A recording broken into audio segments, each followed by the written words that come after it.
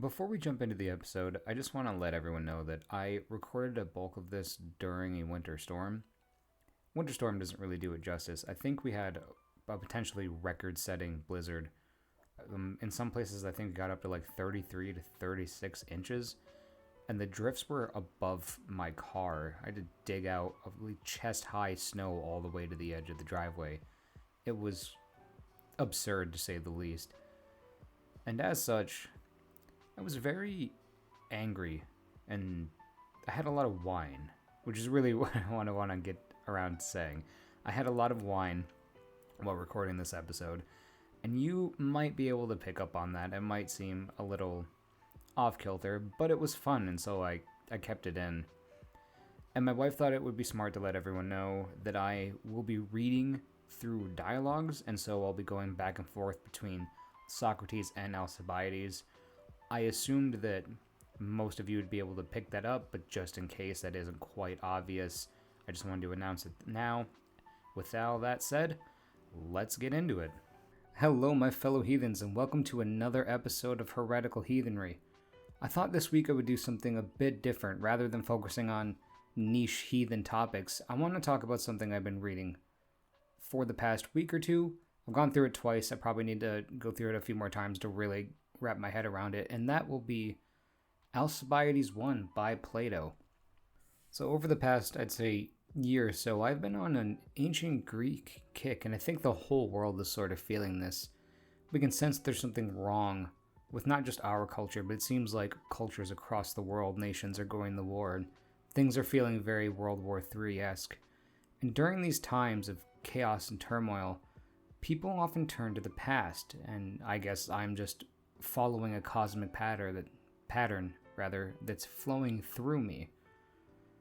And so I've read a fair amount of stuff, especially back at university, and now I'm going back and rereading them, including some of these lesser known dialogues.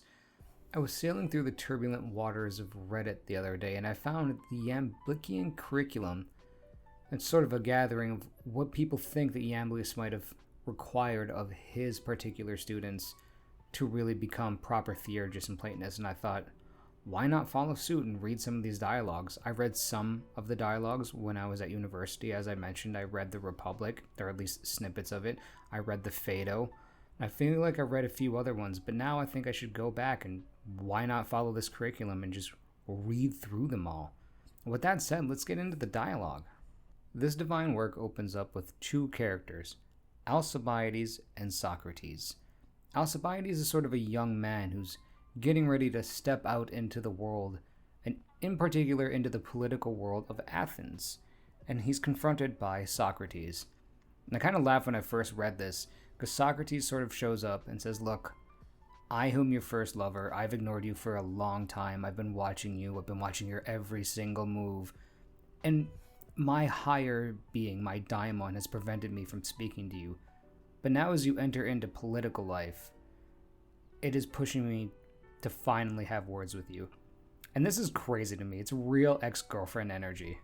I just imagine that Alcibiades going about his day-to-day, going to learn gymnastics, going to his lyre recitals or whatever instrument he happens to be learning, and Socrates is hiding in the bush, just parting it slowly with his fingers, watching him with bated breath, just waiting for the day that his grand spirit, his high daimon, will finally let him have words with the young man. And it finally does. And so they get to talking. And Socrates sort of explains the situation, explains that his daimon won't let him speak to him, and in true Socratic fashion, he then begins to ask Alcibiades questions. Most of Plato's dialogues will be a lot of questions, which will become important later. After establishing the first set of questions, Socrates says, I think I know tolerably well the extent of your requirements, and you must tell me if I forgot any of them. According to my recollection, you learn the arts of writing, of playing the lyre, and of wrestling. The flute you never would learn. This is the sum of your accomplishments, unless there were some in which you acquired in secret, and I think that secrecy was hardly possible, as you could have not come out of your door either by day or night without my seeing you. Here again we have that crazy ex-girlfriend energy. And this is a really important set of questions for Alcibiades as he's going into the political life. And so Socrates is asking him, what do you know about ruling and governing a people? These seem to be your other skills. You know very well gymnastics, you know how to play a lyre, but what do you know about how to govern? And not only do you really know how to govern, you don't even know what it means to govern. It's probably a set of questions that more politicians these days ought to sit with. Perhaps this should be required reading for most of the people in political office in most countries these days. This exchange is rather interesting, and so I think I'll read some more. After Socrates says that thing, the creepy thing to Alcibiades, Alcibiades responds with, "Yes, that was the whole of my schooling." "And are you going to get up in the Athenian assembly and give them advice about writing?" "No, indeed." "Or about the touch of the lyre?" "Certainly not." "And they are not in the habit of deliberating about wrestling in the assembly?" "Hardly."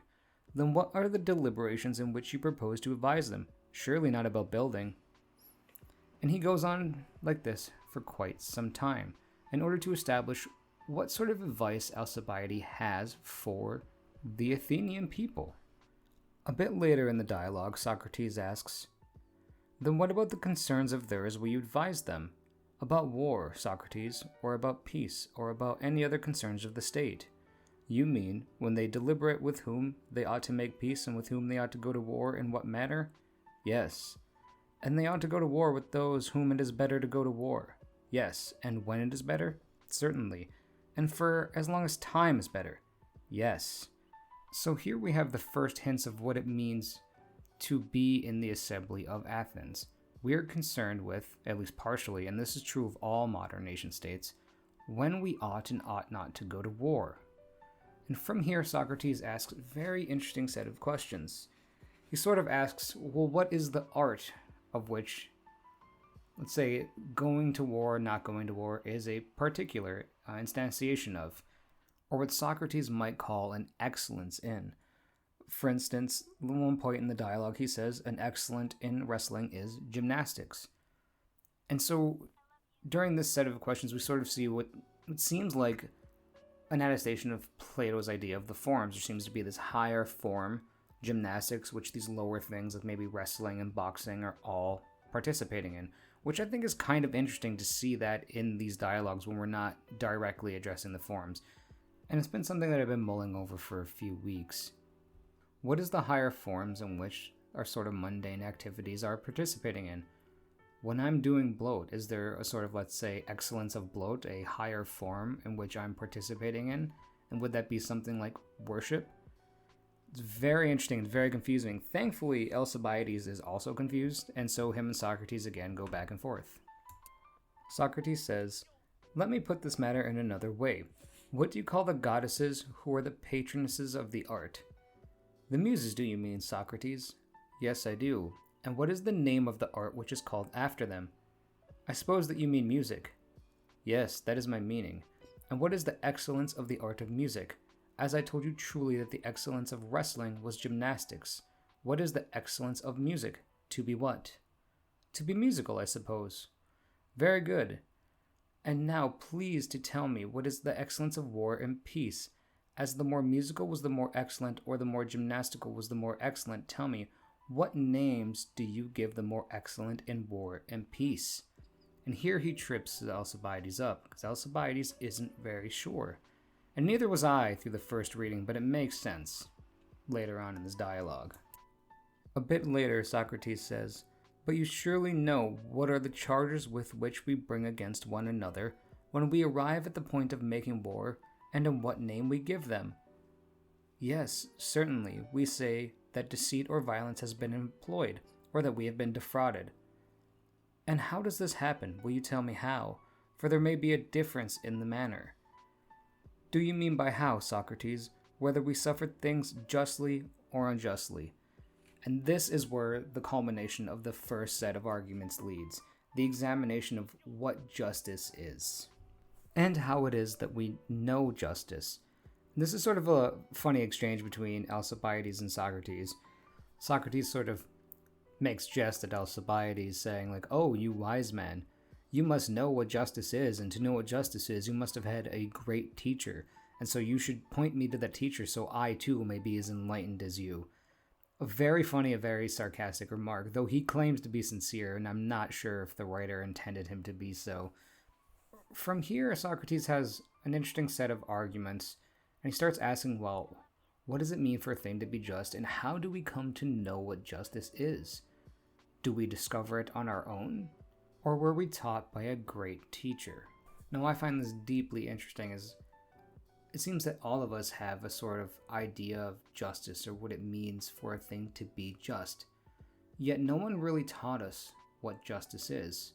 Nor can you say that we really discovered it on our own. I mean, it wasn't like I was wandering out in the world one day as a child and found the form of justice, but yet I somehow knew when somebody was infringing on justice, when somebody was cheating at a game. Yet if you were to ask me to define justice, or to potentially teach somebody about what it means for a thing to be just, I would have no answer. And this is where the next part of the dialogue goes. In the ancient world, or at least in the Greek world, knowledge had a very specific meaning. To know something would be to know that it's the case in all possible circumstances. It's always true. While something, I think the Greek word is doxa, is that of mere opinion. Ideas about, let's say, the world of becoming. So you can know things, let's say, like mathematics or languages, and because you know them, they don't change. And because they don't change, you can effectively teach them to other people. But justice doesn't seem to be like this. There's lots of disagreement about what justice is, over the nature of justice, and what acts are just or unjust. And this makes justice a fundamentally different thing than something like, let's say, mathematics, in which case there's large agreement. And yet we can't say that we don't know justice, because we can't speak about that which we do not know. This is another few set of arguments forwarded by Socrates. For instance, I can't tell you anything about physics or shipbuilding or boxing because I know that I don't know about those things. But I don't know that I don't know about justice, and this makes justice a little different. I seem to know something about it, or at least have opinions about it, in a way that I can't have opinions about physics or boxing. And I suppose as a magician and quasi-Platonist, this makes us wonder, how do we come to know or even have opinions of these forms? How do we know the truth, the good, and the beauty? We haven't been taught them, we haven't discovered them, yet we seem to have some intuitive sense of them, a sense in which we can't put into words and teach to others properly. Back to the dialogue. After a lot of back and forth, Alcibiades sort of, moves the goalpost a bit. And he says, "But Socrates, I think that the Athenians and the rest of the Hellenes do not advise as to the more just or unjust, for they see no difficulty in them, and therefore they leave them, and consider which course of action will be most expedient. For there is a difference between justice and expediency. Many persons have done great wrong and profited by their injustice. Others have done rightly and come to no good. Well, but granting that the just and the expedient are ever so much opposed, you surely do not imagine you know what is expedient for mankind or why a thing is expedient. And so here again, Socrates has a list of questions to show that Alcibiades, much like all of us, doesn't really know whether justice is or is not expedient, or even what it means for a thing to be expedient. Or rather, perhaps this is a better way of putting it, Alcibiades doesn't know the nature of the expedient. That's probably a better way of saying it. After a rather large back and forth between Socrates and Alcibiades, of which I'll ignore here if you want that particular section, you can go read the dialogue yourself, it's very short, we get a most curious line from Alcibiades. Alcibiades says, "I solemnly declare, Socrates, that I do not know what I am saying. Verily, I am in a strange state. For when you put questions to me, I am of different minds in successive instances." Which I think is the key to the dialogue, and I believe Proclus says this later. The dialectic, the going back and forth, the asking of questions and answering, is divine for the Platonist. This is what moves things further. Going back and forth and then sort of synthesizing these things to, like, say, a higher mode of being. It's the most important thing in Platonism. It is the divine triangle of which reality is created. For those who've read the Timaeus, you'll understand that, and everyone else will probably just think it's batshit crazy, and I'm fine with that. And this method really holds up. Like, try this next time you're in an argument. Don't try to state your position. Don't get heated.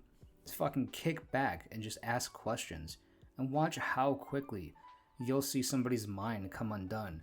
Because they don't actually know what they think they know. They have a lot of opinions slowly kind of held together in an incoherent, mostly web, which can be shown very quickly by something as simple as just asking questions, going through the divine dialectic.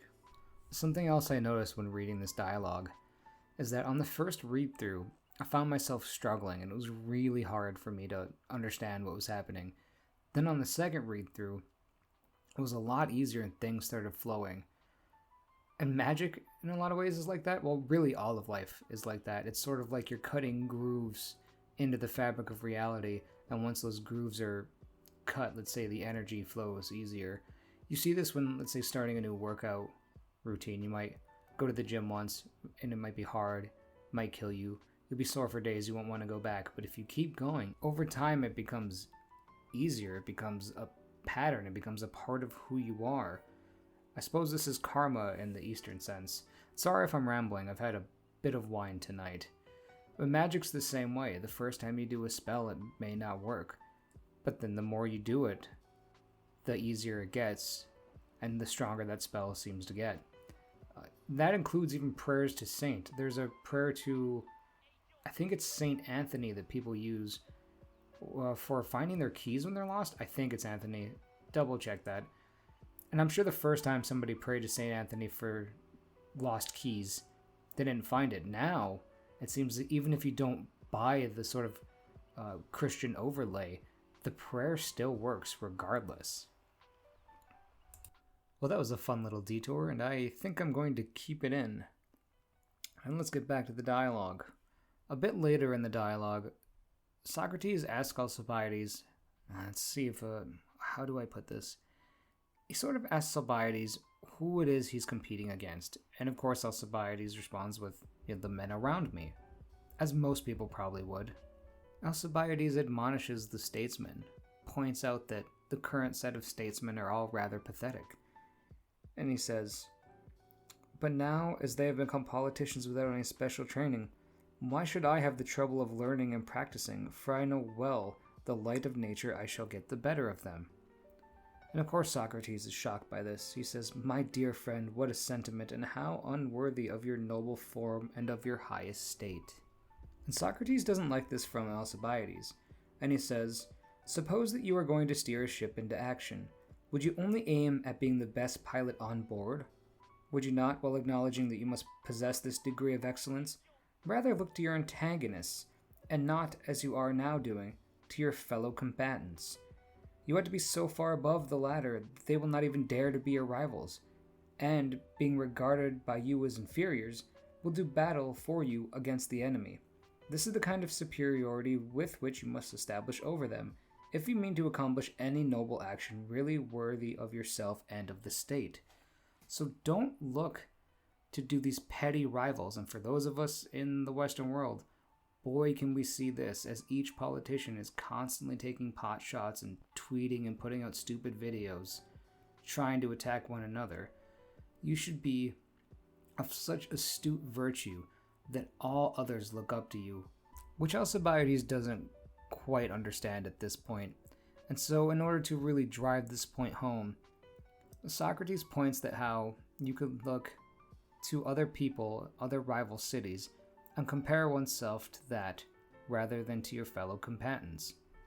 And at first this makes a lot of intuitive sense until Socrates shows that, look, these other people in other cities, they're smarter than you, they're better trained than you, they have more money than you, and so comparing yourselves to them is a fruitless effort. Instead, you have to improve yourself. And Socrates says, "For what I am telling you of the necessity of education applies to myself as well as it applies to you, and there is only one point in which I have an advantage over you. And what is that? I have a guardian who is better and wiser than your guardian." Who is he, Socrates? God, Alcibiades. who up to this day has not allowed me to converse with you, and he inspires me in the faith that I am especially designed to bring you to honor. Which seems like a joke, but Socrates isn't kidding.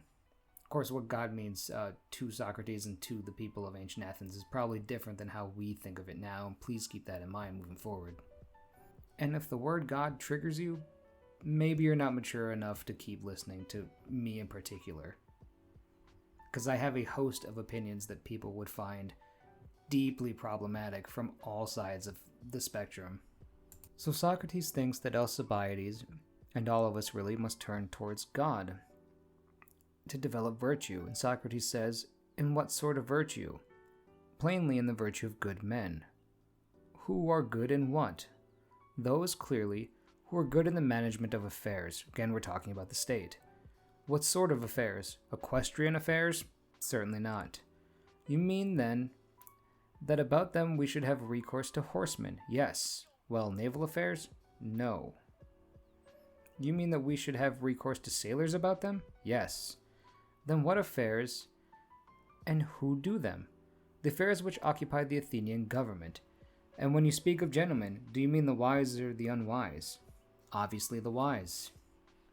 And a man is good in respect of that which he is wise, yes, and evil in respect of that which he is unwise, certainly. The shoemaker, for example, is wise in the respect of making shoes, yes, and he is good in that. He is. But in the respect of making garments he is unwise, yes. Then in that he is bad, yes. That upon this view of the matter, the same man is also good and also bad. True. But would you say that the good are the same as the bad? Certainly not. Then whom do you call the good? I mean by the good those who are able to rule a city. And of course, from here, Socrates asks, well, who are those people, and what does it really mean to rule over the city? Do we mean the men that rule over horses? No. What about the people who are sick or the people who are voyaging? Definitely not. What about the farmers? We definitely don't mean them. Then who exactly are the wise when it comes to running a city?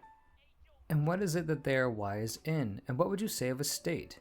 What is the presence or absence of which the state is improved in better management or ordered? And Alcibiades says, the presence of friendship and the absence of hatred and division. Well, this seems very problematic because there's lots of things, again, as we mentioned earlier, that we seem to be fairly aligned on. And yet, there seems to be a lot of division in society as well. For the shoemaker isn't wise about boats, and so there is a division there. The woman spinning is at odds with the man who has been trained in arms, so again, there's a division there. And so their particular knowledge is at disagreement. And if it's at disagreement, then they can't be at friendship with one another. And yet we see that there is friendship, there is harmony, there is frith between them, despite the fact that there is disagreement. And so the original categories in which Alcibiades suggested can't hold true. Socrates says, do you mean to say that states are well administered when friendship is absent, the presence of which we are saying alone secures their good order?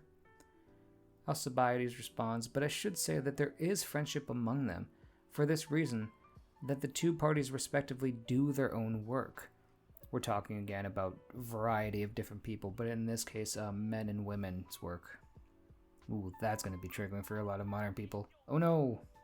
So after Socrates shows that this category of wise amongst agreement with, let's say, harmony of knowledge makes no sense given that different people have different sets of knowledge, and so they can't be in harmony with one another. There can't be agreement among them, at least in terms of knowledge.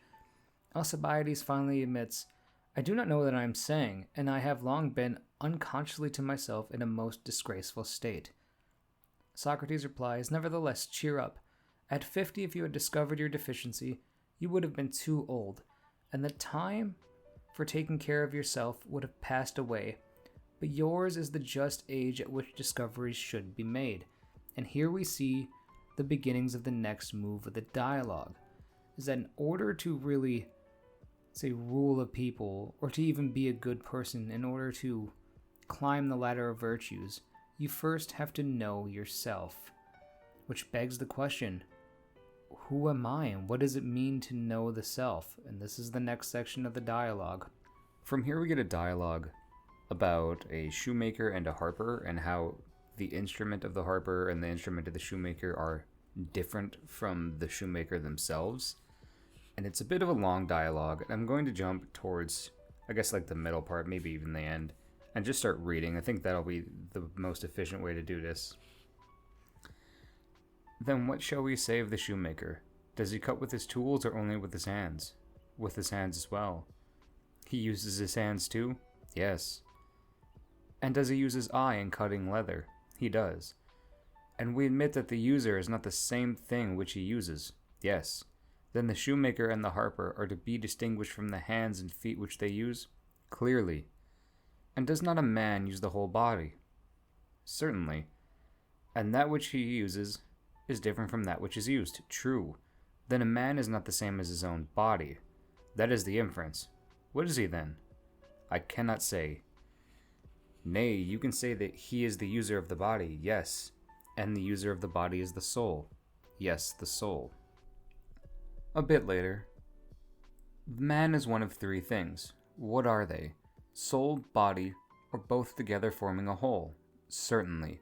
But we did not say that the actual ruling principle of the body is man. Yes, we did.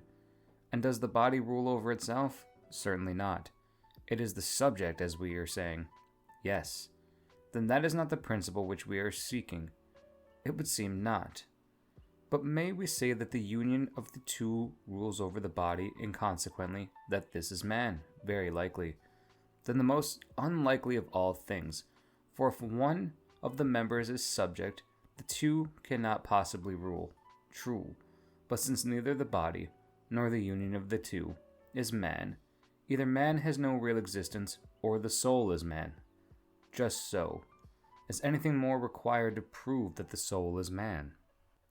This part of the dialogue is meant to show that, let's say, much how a harper isn't just a harp and a set of hands, and the shoemaker isn't the tools for which he makes shoes. A man is not the body. Rather, the body is more like a vehicle for the soul, which rules over the body. Now, in order for one to know themselves, they must know their souls. And that doesn't exactly seem like an easy task. I mean, how does one learn to know their souls?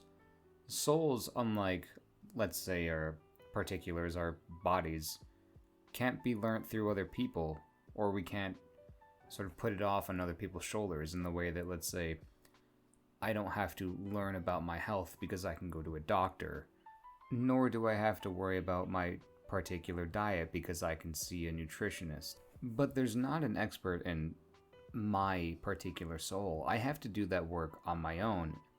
And a big part of the, let's say, Western magical tradition is just that.